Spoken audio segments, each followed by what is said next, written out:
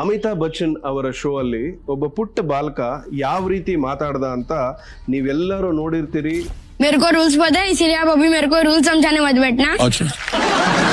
के बिना बोल रहा हूँ ब्रेकफास्ट. लॉक करो. बी ब्रेकफास्ट लॉक. ಸ್ವಲ್ಪ ಜನ ಕಮೆಂಟು ಮಾಡಿದಿರಿ, ನೆಗೆಟಿವ್ ಕಮೆಂಟ್ಸ್ ಮಾಡಿದಿರಿ.